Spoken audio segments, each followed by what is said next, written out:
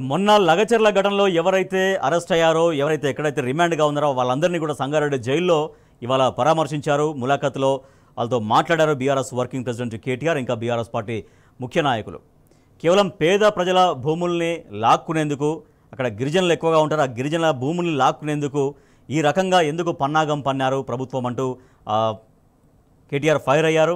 అయితే తమ ప్రతాపం పేదలపైన చూపించొద్దని, తమకు ధైర్యం ఉంటే దమ్ము ఉంటే నాయకులుగా ఉన్నటువంటి మాతో ఫైట్ చేయాలంటూ కేటీఆర్ సీఎం రేవంత్ రెడ్డికి సవాల్ చేశారు. అయితే ఈ ఘటనలో మొత్తం 70 మంది అరెస్ట్ అయితే మిగిలిన వాళ్ళందరినీ ఎందుకు తప్పించారు?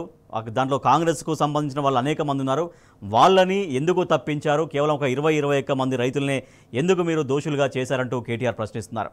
సో తెలంగాణ ఇవాళ కొడంగల్ మరలబడింది, రాబోయే రోజుల్లో తెలంగాణ మొత్తం కూడా తిరగబడబోతోంది అంటూ కేటీఆర్ చెప్తున్నారు. మా ప్రతినిధులు వంశీ అండ్ ప్రదీప్ ఇద్దరు మనకు లైవ్లో అందుబాటులో ఉన్నారు. ఎస్ వంశీ, ఇవాళ కేటీఆర్ మాట్లాడారు, అసలు రాష్ట్రంలో ఏం జరుగుతోంది అని. పేదల భూములపైన ముఖ్యమంత్రి రేవంత్ రెడ్డి కన్నేశాడు. ఆ కొడంగల్లో ఫార్మా కంపెనీ కోసం, తమ అల్లుడి కంపెనీ విస్తరణ కోసం ఈ రకంగా పేదలను టార్గెట్ చేసి వాళ్ళు చేసినటువంటి చర్య వల్ల ఇవాళ పేదలందరూ, రైతులందరూ కూడా జైల్లో మగ్గాల్సినటువంటి దుస్థితి.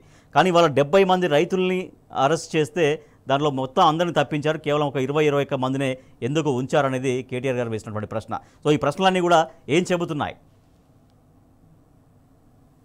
అంటే ప్రశ్నిస్తే దాడులు చేస్తాం, న్యాయం కోసం డిమాండ్ చేస్తే అరెస్టులు చేస్తాం, పోలీస్ స్టేషన్లకు పంపిస్తాం, జైల్లో పెడతాం.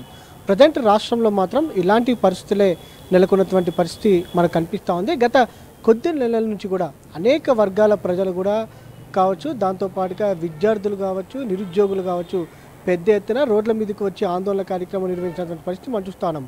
కొద్ది రోజుల క్రితం నుంచి కూడా చూస్తే మాత్రం మూసీ పరివాహక ప్రాంత ప్రజలు కూడా ఆందోళన కార్యక్రమం చేపట్టినటువంటి పరిస్థితి కూడా మనం చూస్తున్నాం.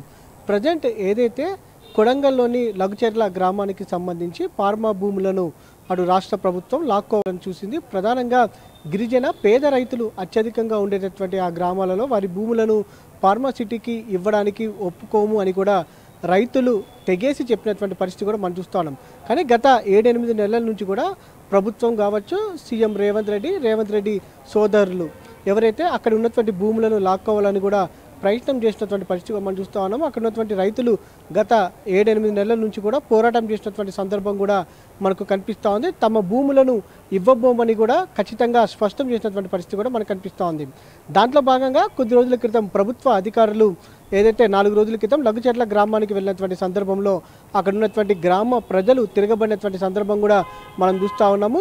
తమ భూములను ఎట్టి పరిస్థితులను ఇవ్వబోమని కూడా స్పష్టం చేశారు. ఎందుకంటే తమకు ఈ భూములే జీవనాధారం, తమకు వ్యవసాయమే జీవనాధారం అని కూడా చెప్తున్నటువంటి పరిస్థితి కూడా మనకు కనిపిస్తూ ఉంది. దాంట్లో భాగంగా అక్కడ ఉన్నటువంటి ప్రజలు తిరగబడినటువంటి సందర్భం మనకు కనిపిస్తూ ఉంది.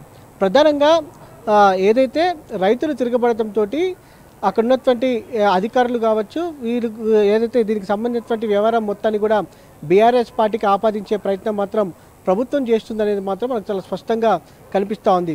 రైతుల పక్షాన గతంలో దాదాపుగా 4 నెలల క్రితము అటు పట్నం నరేందర్ రెడ్డి ఆందోళన కార్యక్రమానికి పాదయాత్రకు శ్రీకారం చుట్టినటువంటి సందర్భం కూడా మనం చూస్తూ ఉన్నాము. ఎవరైతే 4 రోజుల క్రితం ఏదైతే దాదాపుగా 70 మందిని అరెస్ట్ చేస్తే అందులో కేవలం 21 మందిని మాత్రమే రిమాండ్కి పంపించినటువంటి పరిస్థితి మనం చూస్తూ ఉన్నాము.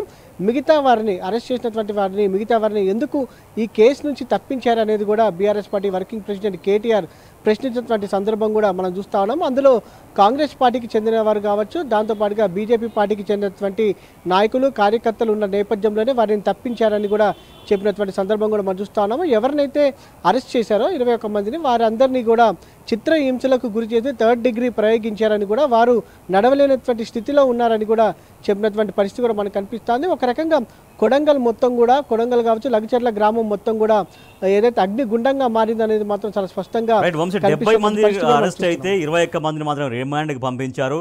మిగిలిన వాళ్ళని చాలా స్ట్రైట్గానే చెప్పారు కేటీఆర్ గారు. అక్కడ ముఖ్యమంత్రి రేవంత్ రెడ్డి సోదరుడు తిరుపతి రెడ్డి వాళ్ళందరికీ పోలీసులకు ఫోన్లు చేసి కాంగ్రెస్ వాళ్ళని, తర్వాత బీజేపీ వాళ్ళని కూడా, ఇద్దరు కాంగ్రెస్ బీజేపీకి ఎవరైతే అనుకూలంగా ఉన్నారో ఆ రైతులందరినీ పక్కకు తప్పించి కేవలం బీఆర్ఎస్కి అనుకూలంగా ఉన్న రైతులను మాత్రమే రిమాండ్కు పంపించారని చాలా స్ట్రైట్గా చేస్తున్నటువంటి ఆరోపణ. ఇది ముమ్మాటికి బీజేపీ కాంగ్రెస్ల చీకటి దోస్తానా అనేది కేటీఆర్ గారు చెప్తున్నారు.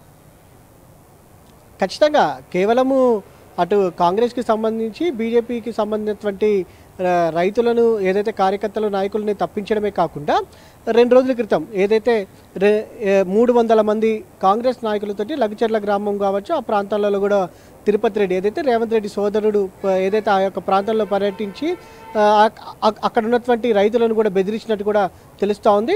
మీరు కనుక ఫార్మాసిటీకి సంబంధించినటువంటి భూములకు సంతకాలు చేస్తే మీ యొక్క కుటుంబ సభ్యులను విడుదల చేస్తామని కూడా నేరుగా అక్కడ ఉన్నటువంటి ప్రజలను బెదిరించినట్టు అని కూడా ఏదైతే 2 రోజుల క్రితం BRS party working president KTR media సమావేశంలో స్పష్టం చేసినటువంటి పరిస్థితి కూడా మనం చూస్తూ ఉన్నాము. అటు బీజేపీ కాంగ్రెస్కి సంబంధించినటువంటి దోస్తాని మాత్రం కొనసాగుతున్నది మాత్రం మనకు ఈ విషయంతో చాలా స్పష్టంగా కనిపిస్తూ ఉంది. ఎందుకంటే ఢిల్లీలో ఏదైతే కుస్తీ పట్టినటువంటి బీజేపీ కాంగ్రెస్ పార్టీలు అటు గల్లీకి వచ్చేటప్పటికి ఇద్దరు దోస్తాన మాత్రం బయటపడినటువంటి సందర్భం కూడా మనకు కనిపిస్తోంది. ఇదే అంశం పైన ఇప్పటి వరకు కూడా కేవలము కొడంగల్కి సంబంధించినటువంటి అంశమే కాదు, రాష్ట్రంలో అనేక ప్రజా సమస్యలు ఉన్నా కూడా అనేక వర్గ ప్రజలు ఇబ్బందులు ఎదుర్కొంటున్నా కూడా అటు బీజేపీ కావచ్చు ఎక్కడ కూడా కాంగ్రెస్ పార్టీని విమర్శిస్తున్నటువంటి దాఖలాలు లేవు. దాంతోపాటుగా కాంగ్రెస్ పార్టీ చర్యలకు ఒక రకంగా మద్దతు పలుకుతున్నటువంటి పరిస్థితి కూడా మనకు కనిపిస్తూ ఉంది రాజేష్.